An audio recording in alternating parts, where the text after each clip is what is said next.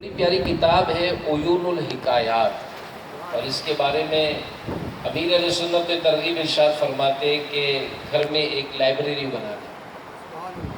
اچھا، لائبریری بنائے، ہماری عمر تو 50 سال ہو گئی، اب ہم کہاں اتنی عمر اتنا ٹائم کی اتنی کتابیں پڑھیں۔ فرماتے ہیں کہ کتابیں رکھ لیں آپ، نہیں تو آپ کے بچے پڑھیں گے انشاءاللہ۔ بے شک۔ تو ایک بڑی پیاری کتاب ہے یہ عیون الحکایات، اس کی 2 جلدیں ہیں۔ اس کی جو جلد نمبر 2 ہے، اس میں علم دین کے حوالے سے ایک بڑی پیاری حکایت لکھی ہے۔ حضرت سیدنا عبد الوہاب بن عطا خفاف رحمۃ اللہ علیہ فرماتے ہیں کہ حضرت سیدنا ابو عبد الرحمن فروخ رحمۃ اللہ علیہ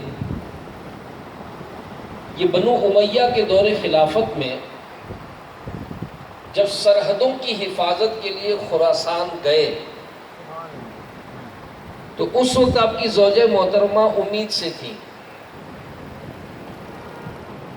آپ اپنی زوجہ کے پاس 30,000 درہم، 30,000 سونے کی اشرفیاں یہ چھوڑ کر آپ روانہ ہو گئے۔ علماء لکھتے کہ 27 سال کا عرصہ گزر گیا، 27 سال کے بعد آپ گھر واپس لوٹے۔ اب جب گھر پہنچے تو گھوڑے پر سوار تھے، تیزی سے گھوڑا دوڑاتے ہوئے گھر کا دروازہ دھکیلا تو حضرت سیدنا ربیعہ رحمۃ اللہ علیہ یہ باہر نکلے۔ اب دیکھا کہ ایک مسلح شخص جس کے پاس تلوار اور اس طرح ساز و سامان تھا، اور یہ اس طرح ہمارے گھر میں داخل ہو گیا ہے، تو بڑے غضبناک انداز میں بولے کہ اے اللہ کے بندے، کیا تو میرے گھر پر حملہ کرنا چاہتا ہے؟ حضرت سیدنا فروخ رحمۃ اللہ علیہ نے فرمایا نہیں، حملہ نہیں کرنا چاہتا، تم یہ بتاؤ کہ تم میرے گھر میں کیا کر رہے ہو؟ تمہیں جرأت کیسے ہوئی میرے گھر میں داخل ہونے کی؟ اب دونوں میں تلخ کلامی ہو گئی۔ قریب تھا کہ دست و گریبان ہو جاتے، ہمسائے بیچ میں آ گئے، لڑائی نہ ہوئی۔ جب حضرت سیدنا مالک بن انس رحمۃ اللہ علیہ اور دوسرے لوگوں کو خبر ہوئی تو فوراً چلے آئے۔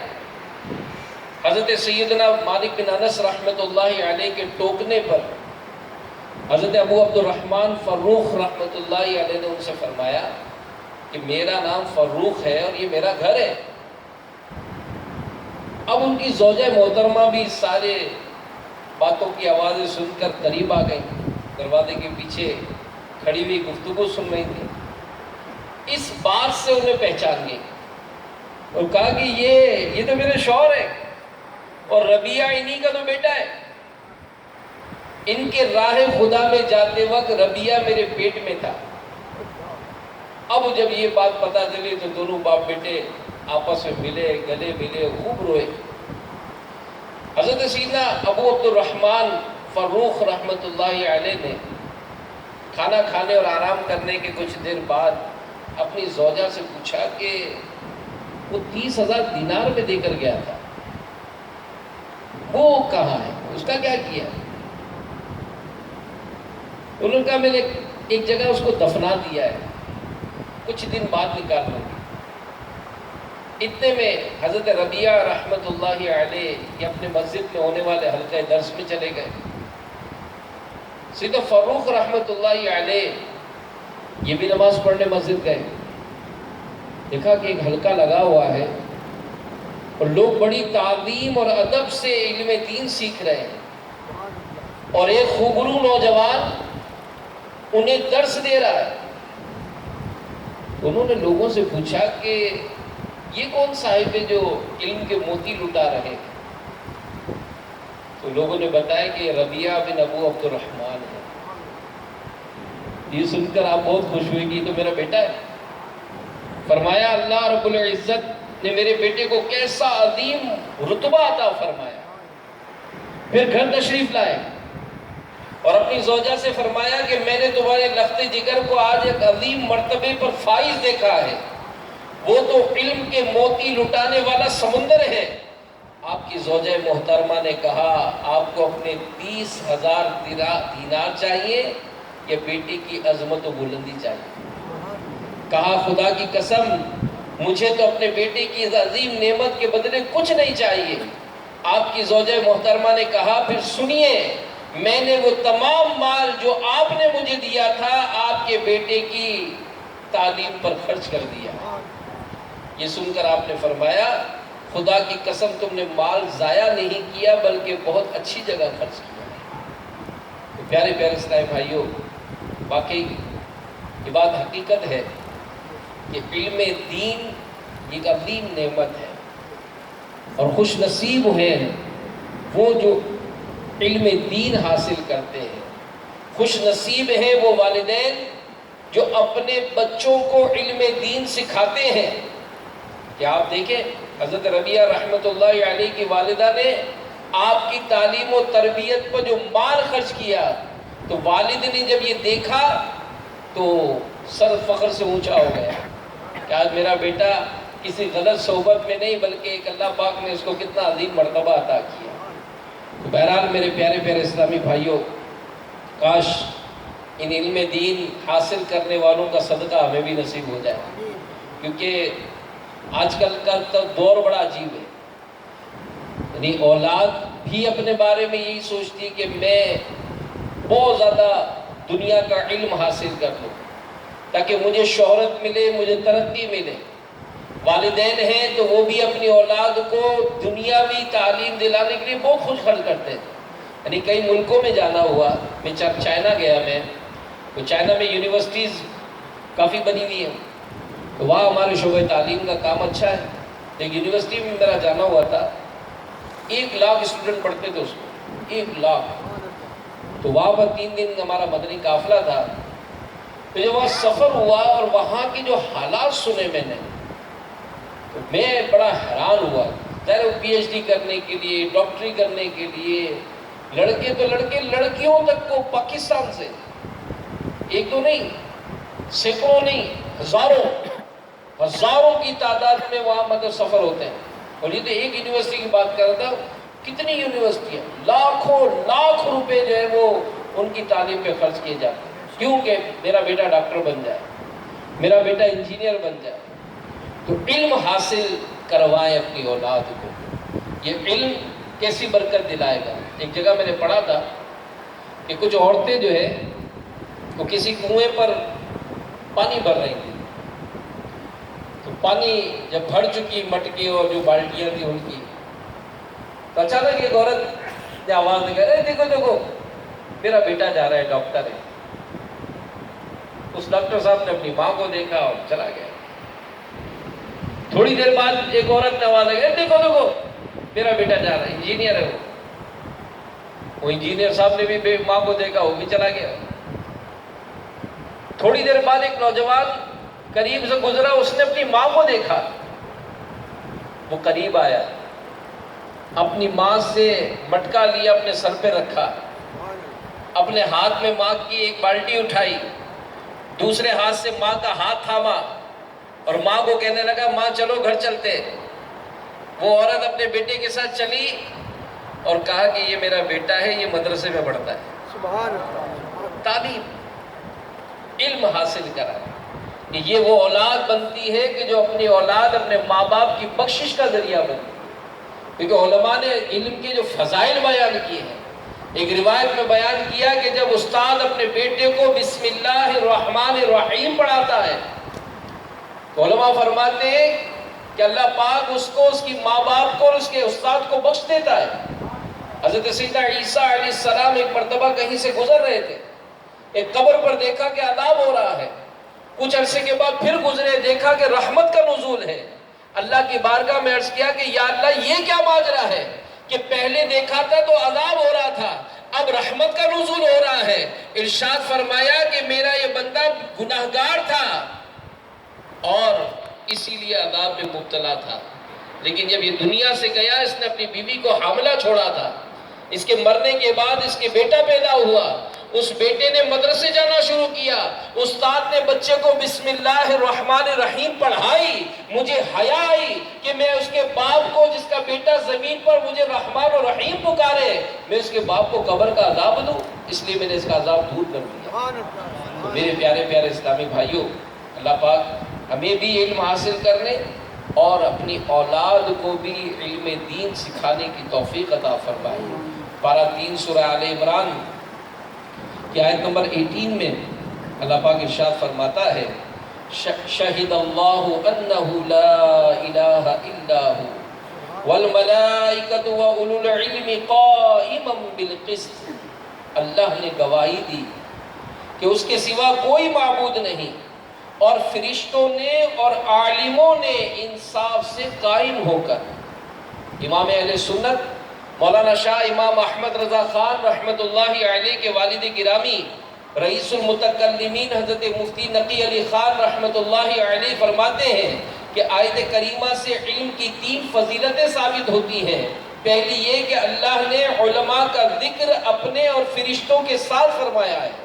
دوسری یہ کہ علماء کو بھی فرشتوں کی طرح اپنی وحدانیت کا گواہ بنایا، اور ان کی گواہی کو بھی اپنے معبود برحق ہونے کی دلیل قرار دیا۔ تیسری یہ کہ ان علماء کی گواہی بھی فرشتوں کی گواہی کی طرح معتبر ٹھہرائی۔ اسی طرح ایک اور مقام پر اہل علم کی شان و عظمت اس طرح بیان کی گئی، یرفع اللہ الذین آمنوا منکم والذین اوتوا العلم علم درجات۔ اللہ تمہارے ایمان والوں کے اور ان کو جن کو علم دیا گیا درجے بلند فرمائے گا۔ حضرت سیدنا ابن عباس رضی اللہ عنہما نے فرمایا کہ علماء کرام عام مومنین سے 700 درجے بلند ہوں گے، ہر 2 درجوں کے درمیان 500 سال کی مسافت ہوگی۔ پیارے پیارے پیارے اسلامی بھائیوں، ایک عام مسلمان کو جنت نصیب ہو یہ اس کے لیے کافی ہے، لیکن عالم دین کی قسمت پر رشک کیجیے کہ علماء کرام کو نہ صرف جنت نصیب ہوگی بلکہ جنت میں عام مومنین سے 700 درجے بلند مقام بھی حاصل ہوگا۔ اللہ ان کے صدقے ہمیں بھی علم دین کی محبت نصیب فرمائے۔ حدیث پاک میں ہے، جو خاص کر جنہوں نے داخلہ لیا میں ان کو مبارکباد بھی پیش کرتا ہوں، جن کے سرپرست یہاں بیٹھے ہیں، کہ جو طالب علم دین کسی قبرستان سے گزر جائے تو اللہ پاک اس قبرستان سے 40 دن کے لیے عذاب قبر اٹھا دیتا ہے۔ تو اس قدر عظیم الشان فضائل ہے، اس قدر عظیم الشان فضائل۔ ظاہر ہے شیطان اول تو اس میں داخلہ نہیں لینے دے گا، یار کیا یار اتنا تھک جاتے ہیں، کیونکہ یہ بھی ایک سہولت والا ہی ایک سلسلہ شروع کیا ہے، ورنہ حقیقت ہے کہ اس کام کے لیے فریش ٹائم دینا چاہیے، میکسیمم ٹائم ہونا چاہیے، لیکن چلو پھول نہیں تو پھول کی پتی سے ہی کچھ تو ہوا شروع۔ اللہ پاک اس کی برکتیں بھی نصیب فرمائے، اور ایسے رات کو جامعۃ المدینہ پڑھنے پڑھانے والوں کو میں نے اسی دنیا میں مفتی بنتے ہوئے بھی دیکھا۔ جی ہاں، جنہوں نے رات کی جامعات میں سلسلہ شروع کیا، درس نظامی مکمل کرتے، میں کئی ایک کو جانتا ہوں جنہوں نے رات کی جامعات میں درس نظامی شروع کیا، عالم بن گئے۔ ایسی بھی ہے جو الحمدللہ مفتی تک بھی پہنچے ہیں۔ اللہ پاک آپ سب کو بھی برکت عطا فرمائے، استقامت عطا فرمائے۔ تو میرے پیارے پیارے اسلامی بھائیوں، علم سکھائیں، اپنی اولاد کو بھی علم سکھائیں، کہ ہمارے اسلاف اور بزرگان دین یہ اپنے اولاد کو بچپن سے ہی علم دین سکھاتے، اور علماء کے بڑے قدردان ہوتے ہیں۔ جی ہاں، اللہ پاک توفیق دے، جو بھی سن رہے ان طلباء کرام کی اور ان علماء کرام کی قدر کیجیے۔ خلیفہ ہارون رشید یہ بہت نیک اور علم کی قدر و منزلت جاننے والے بادشاہ تھے۔ ایک بار اپنے بیٹے مامون الرشید کی تعلیم کے لیے امام قصائی رحمت اللہ علیہ سے عرض کی، تو انہوں نے فرمایا میں یہاں پڑھانے نہیں آؤں گا، شہزادہ میرے ہی مکان پر آ جایا کر۔ ہارون رشید نے عرض کی وہ وہیں حاضر ہو جایا کرے گا، مگر اس کا سبق پہلے ہو جائے۔ فرمایا یہ بھی نہیں ہوگا، جو پہلے آئے گا اس کا سبق پہلے ہوگا۔ غرض مامون رشید نے پڑھنا شروع کیا۔ اتفاقاً ایک روز خلیفہ ہارون رشید کا گزر ہوا، دیکھا کہ امام قصائی رحمت اللہ علیہ اپنے پاؤں دھو رہے ہیں اور ان کا بیٹا مامون الرشید پانی ڈالتا ہے۔ بادشاہ غضبناک ہو کر گھوڑے سے اترے اور مامون الرشید کو کوڑا مار کر کہا کہ بے ادب، خدا نے دو ہاتھ کس لیے دیے ہیں؟ ایک ہاتھ سے پانی ڈال اور دوسرے سے ان کا پاؤں دھو. استادوں کا. اور یہ ایک لاجیکلی بات ہے.